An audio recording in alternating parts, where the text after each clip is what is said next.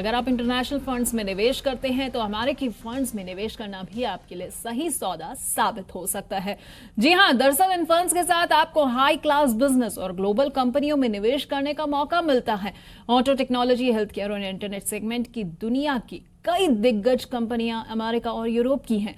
ऐसे फंड में निवेश करने से आप Apple, Amazon, Mastercard, visa, Microsoft और फेसबुक में एक्सपोजर भी ले सकते हैं। तो कैसे आप इन फंड्स में निवेश कर सकते हैं और कौन से फंड्स रहेंगे आपके लिए फायदेमंद, इस पर चर्चा करने के लिए आज हमारे साथ एक खास मेहमान जुड़ रहे हैं। हमारे साथ ऑप्टिमा मनी के एमडी पंकज मठपाल जुड़ रहे हैं। पंकज जी, बहुत बहुत स्वागत है आपका। Thank you very much. तो पंकज जी, सबसे पहले हम चूंकि चर्चा कर रहे हैं इंटरनेशनल फंड्स की और इसमें हम बात कर रहे हैं आज अमेरिकी फंड्स की, तो पहले जरा हमारे दर्शकों को ये समझाइए कि इंटरनेशनल फंड्स जो हैं कैसे उनके लिए फायदे का सौदा साबित हो सकते हैं। देखिए, जब आप इन्वेस्ट करते हो म्यूचुअल फंड में तो मेन चीज़ होती है डाइवर्सिफिकेशन, कि आपका पैसा जगह जगह पर इन्वेस्ट हो। तो जब इंडिया में इन्वेस्ट करते हो तो जो इंडियन म्यूचुअल फंड्स हैं वहाँ पर जो इंडियन स्टॉक मार्केट में लिस्टेड कंपनीज हैं वहाँ पर आपका पैसा लगता है। लेकिन अगर आप उसके भी आगे जाना चाहते हैं, आप सोचते हैं कि जो बड़ी कंपनीज हैं जैसे एप्पल है, माइक्रोसॉफ्ट है, फेसबुक है, इस तरह की जो बड़ी कंपनीज हैं जो कि इंडिया में लिस्टेड नहीं हैं और आपको लगता है कि वहाँ से भी प्रॉफिट आपको लेना चाहिए, तो फिर आपके पास रास्ता है कि आप ऐसे फंड में निवेश करें जिनका निवेश इस तरह की कंपनीज में है। तो जो हम बात कर रहे हैं इंटरनेशनल फंड्स की, जो यूएस में कंपनी लिस्टेड हैं, नास्डैक में लिस्टेड हैं, वहाँ पर उस तरह के म्यूचुअल फंड्स में हमारे पास ऑप्शन होता है निवेश करने का। तो ये डाइवर्सिफिकेशन के हिसाब से अच्छा है।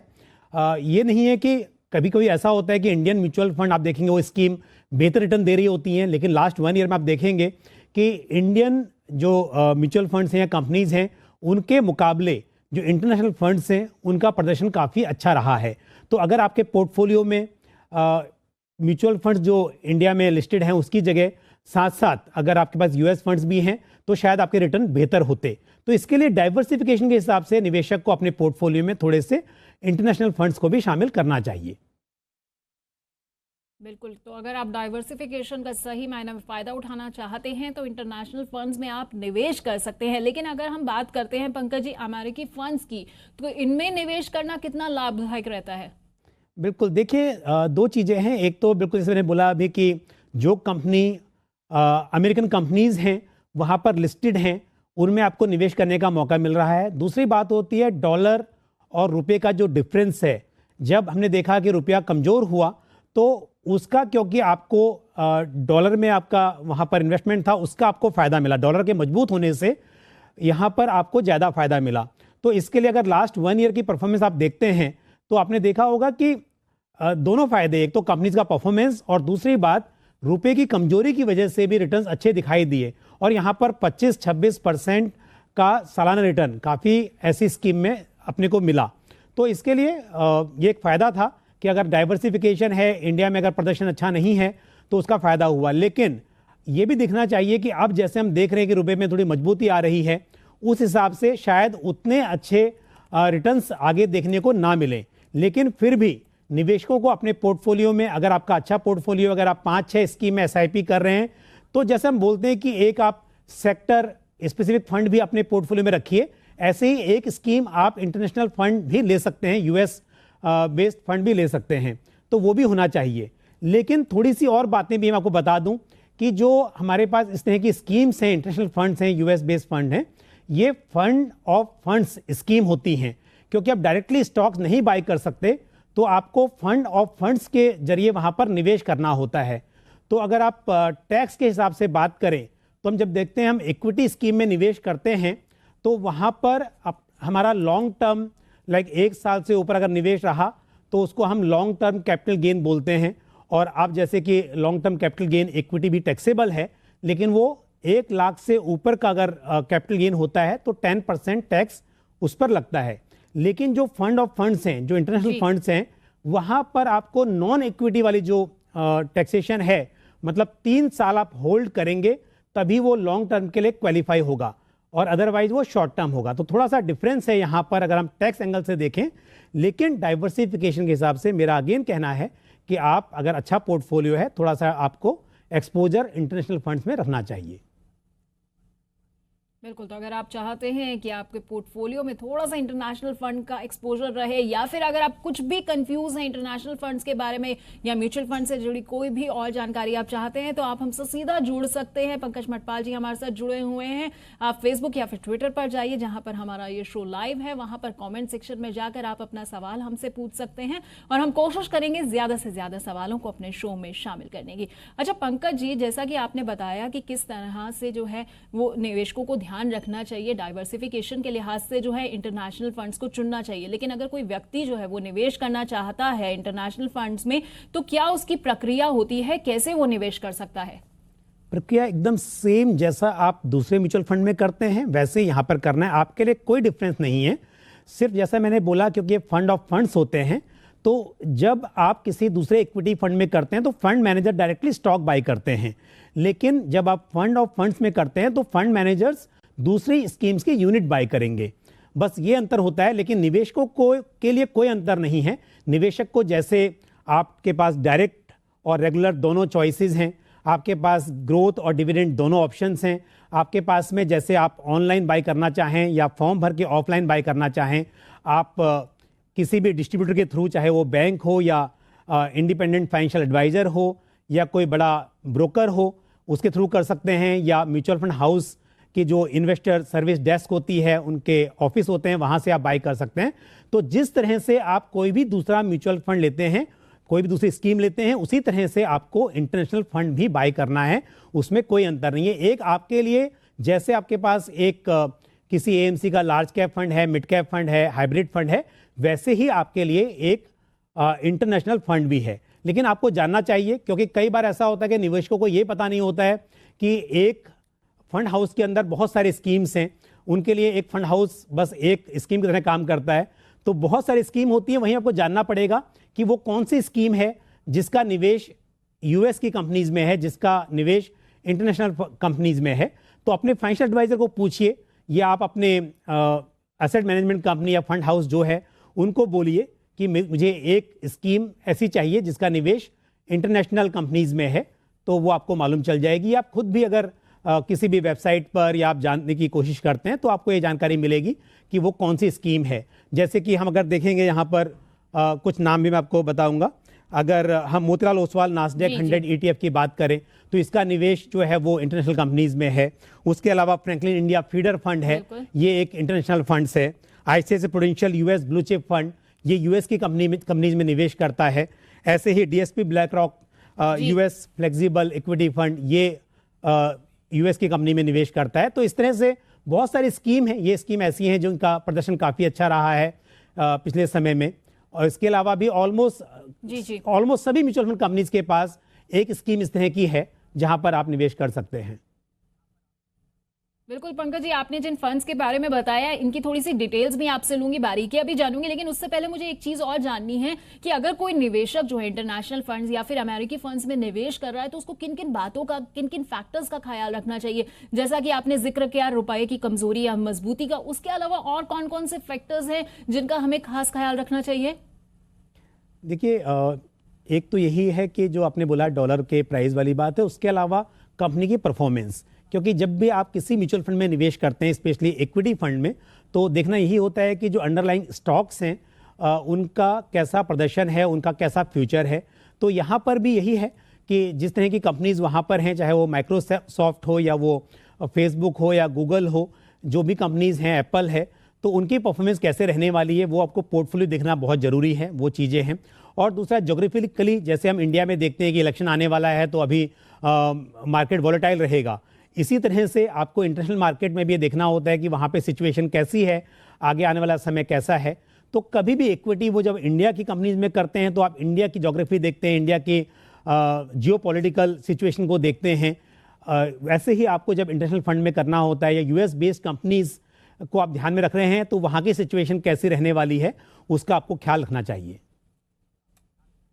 बिल्कुल, तो इन तमाम बातों का जो है आपको खास ख्याल रखना चाहिए अगर आप इंटरनेशनल फंड्स या किसी अमेरिकी फंड को चुनने जा रहे हैं कि आखिरकार वो किन कंपनियों में निवेश कर रहा है, वहाँ के मार्केट का हाल क्या है और कंपनी जो है उसका अपना परफॉर्मेंस कैसा है, इन चीज़ों का खास ख्याल रखना चाहिए। अच्छा, एक दो सवाल जो है पंकज जी हमारे पास फेसबुक के जरिए आए हुए हैं, उन्हें भी शामिल कर लेते हैं। विनीत शाह जो है वो ये जानना चाहते हैं कि L&T इंफ्रा फंड के बारे में आपका क्या विचार है। वो 3 से 5 साल के लिए जो है इसमें निवेश करना चाहते हैं। देखिए, कोई भी इंफ्रा फंड हो, इसका मतलब थीमेटिक फंड है। ये एक फुली डाइवर्सिफाइड नहीं है, सेक्टर स्पेसिफिक भी नहीं है ये, लेकिन एक फुली डाइवर्सिफाइड नहीं है, थीमेटिक फंड है। मतलब इसका निवेश जो है उन कंपनीज में होगा जिनका मतलब सरोकार जो है वो ऐसे बिजनेस से है जिसका इंफ्रास्ट्रक्चर से मतलब है, चाहे वो कंस्ट्रक्शन कंपनी हो या एनर्जी सेक्टर में हो या बैंक्स वगैरह हो जिनका कुछ संबंध है इंफ्रास्ट्रक्चर से। तो यहाँ पर थोड़ा सा आपको देखना चाहिए। आप अगर एक ही स्कीम की बात कर रहे हैं तो पहले आपको एक diversified fund, multi cap fund में निवेश करना चाहिए। लेकिन अगर ऑलरेडी आप पहले से निवेश कर रहे हैं तभी आपको थीमेटिक फंड में जाना चाहिए। अब थीमेटिक फंड के अंदर या इंफ्रा फंड के अंदर बात करें तो L&T इंफ्रा अच्छा फंड है, इसका प्रदर्शन अच्छा रहा है, आप इसमें निवेश कर सकते हैं।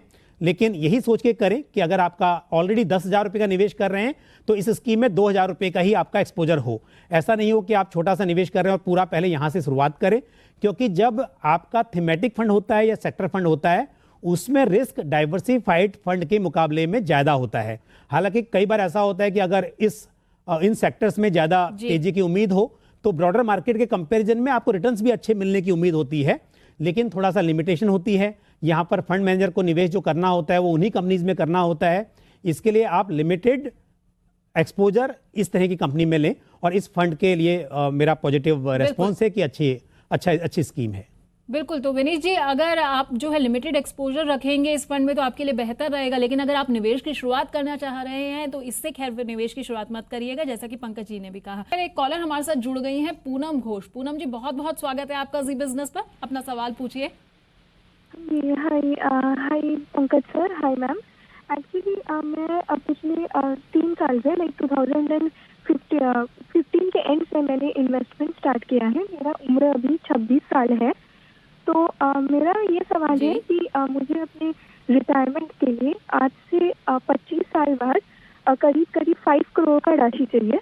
और मैं अभी इन्वेस्ट कर रही हूँ टोटल 13,000 पर मंथ, जहाँ पे 10,000 पर मंथ में PPF में डाल रही हूँ अपना, और मैं 3,000 और 15,000 पर मंथ इन्वेस्ट कर रही हूँ। तो और 5,000 में मैंने एक्सिस म्यूचुअल फंड में 2,000 पर मंथ का SIP करके रखा है। रिलायंस टैक्स सेवर में 1,000, SBI balanced magnum balanced fund में 1,000, और मैंने मेरा एसेट इंडिया अपॉर्चुनिटीज में 1,000 का इन्वेस्टमेंट करके रखा है। तो आप मुझे थोड़ा गाइड कीजिए ताकि मैं अपने फ्यूचर गोल्स को फुलफिल कर पाऊँ। और इन द वे अगर मेरा पोर्टफोलियो में कुछ और ऐड या डिलीट करना चाहिए, कैसे करना चाहिए, थोड़ा आप अगर बताएं। और रिलायंस टैक्स सेवर में मैं पिछले जब से इन्वेस्ट कर रही हूँ तो मुझे कुछ ज़्यादा वहाँ पे मतलब प्रॉफिट नहीं दिख रहा है। तो अगर आप ये बताएं कि वो पोर्टफोलियो मेरे लिए कैसा है, मुझे उसको क्विट करना चाहिए, उसमें बना रहना चाहिए। देखिए, पहली बात तो ये है कि आपने जो लक्ष्य तय किया है बिल्कुल एक शायद इन्फ्लेशन को ध्यान में रखते हुए 5 करोड़ की आप बात कर रहे हो, तो ये बिल्कुल एक अच्छा आपने गोल सेट किया है। दूसरी बात, जो आप 13,000 पर मंथ कर रहे हो शायद उससे गोल अचीव करना संभव ना हो पाए, लेकिन क्योंकि आप अभी बहुत यंग हैं और आपके पास बहुत समय है तो हर साल आप इसको बढ़ाते जाइए, तो ये राशि को इकट्ठा करना आपके लिए बिल्कुल मुमकिन हो जाएगा।